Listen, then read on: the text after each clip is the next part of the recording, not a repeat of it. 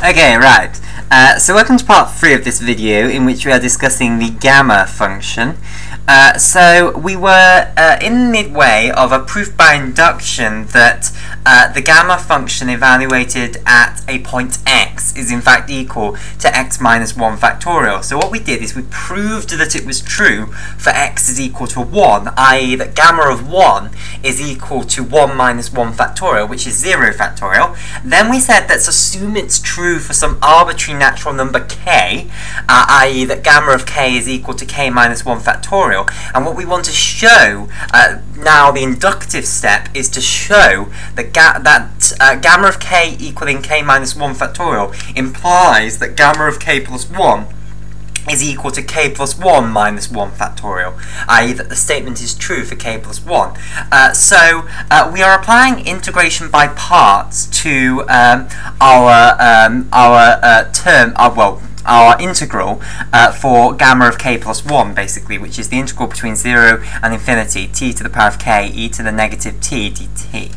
Okay, so we've applied integration by parts, and we've got that it is equal to this. So if you evaluate this limit here, this basically is going to equal, it's going to equal 0, and it's one of those ones that it's not necessarily intuitively obvious that that is true, because this term here, this n to the power of k minus 1, is going to blow up.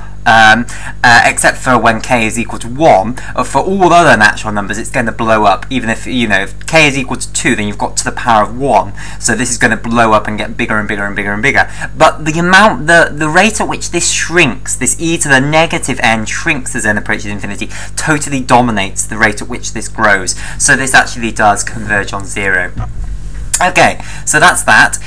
This one here, e to the negative 0 is 1, 0 to the k is 0, so that's just 0 as well. So we now are just left with this bit over here, that this integral is in fact equal to negative the integral between 0 and infinity, and the integrand, we've got k t to the k minus 1, negative e to the negative t. I'm just going to rewrite this integral out because it's a little squashed over there, dt. Now pull out this negative symbol and that cancels with that negative there. So we have the integral between 0 and infinity, k t to the k minus 1, e to the negative t dt.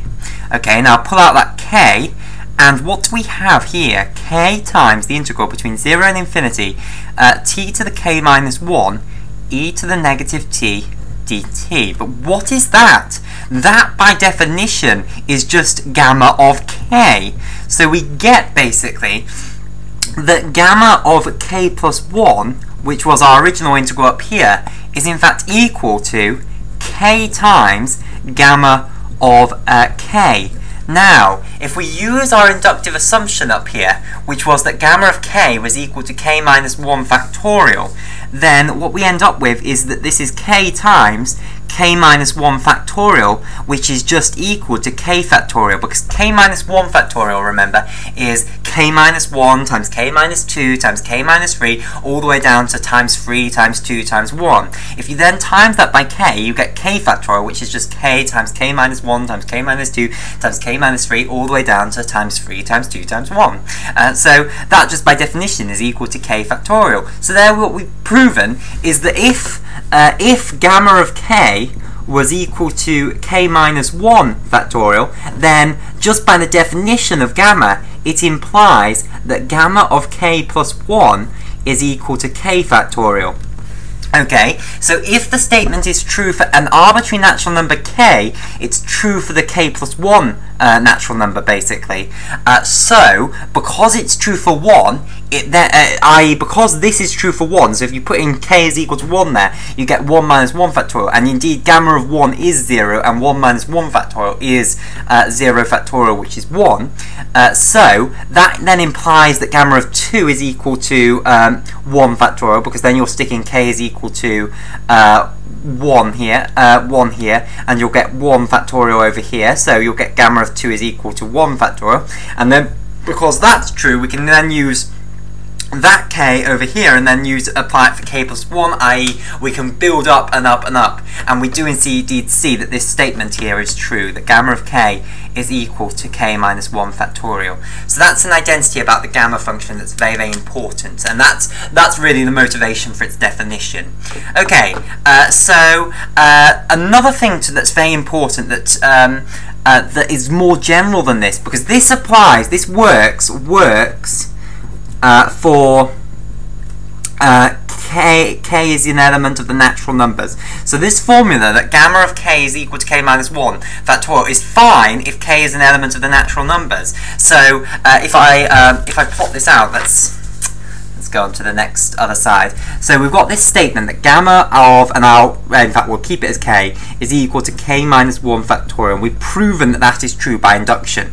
And if k is an element of the natural numbers, that holds basically. So if we plot out the gamma function basically, then this doesn't hold for 0. 0 isn't a natural number, and if you try plugging in 0 into this, you'll get negative 1 factorial, which isn't defined.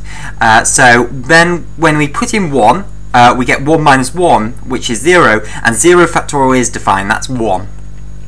Then we have 2, put it in 2 here, 2 minus 1, we get 1 factorial, which is 1. And then you go on, 3 will be 2 factorial, and it'll go on like that. So we know what it is for these natural numbers. You give me a natural number, a counting number, and I know what the gamma function is instantly by this identity. Okay. However, the process we went through here, this connection here, that gamma of k plus 1 is equal to k times gamma of k, there was absolutely nothing in that derivation, which is basically just this integration by parts here. There was nowhere in there did I need to assume that k was a natural number. Indeed, it can be any real number. These arguments hold for any real number, completely fine for any real number, basically. Okay, so basically this equation here, that gamma of k plus 1 is equal to k times gamma of k, that holds whether k is a natural number or not. So there's another important identity regarding the gamma function. So gamma of k plus 1 is equal to gamma of k. So basically what that means is if I get you what gamma of a half is, so say I knew what gamma of a half is, and we're going to find out what gamma of a half is, that's our next task, then instantly I know what gamma of 3 over 2 is, because 3 over 2 is just a half plus 1. So I can split this up into a half plus 1, and then I can just apply this identity. Oh dear, I missed a bit out. It needs that k there. I can then just apply this identity, say k is equal to a half, and say that this is a half times gamma of k, and then I instantly, gamma of k is a half, so gamma of a half, and then I instantly know what gamma of 3 over 2 is, and then by induction I can then find out what gamma of 5 over 2 is, because that's then gamma of 3 over 2 plus 1.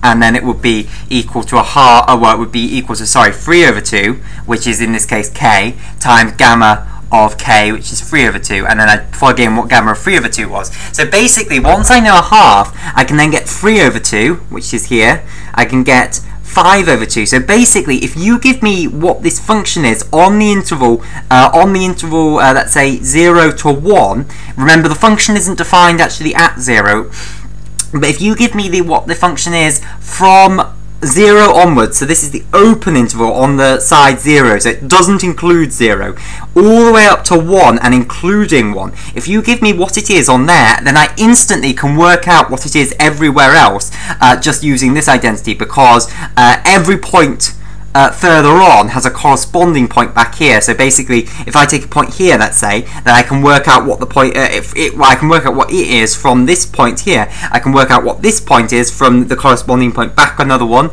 and then I can go back another one, and then finally I'll end up back here. So basically, I can get what one arbitrarily far away is from what it is here. So all you actually need to tell me is what it is on this interval. Now, we're not going to work out what it is on that full interval yet, but we are going to work out what gamma of a half is, because that's actually a very interesting problem, and it's actually a problem that we've done already in disguise. Okay, so we'll work in the next video, we'll work out what gamma of a half is.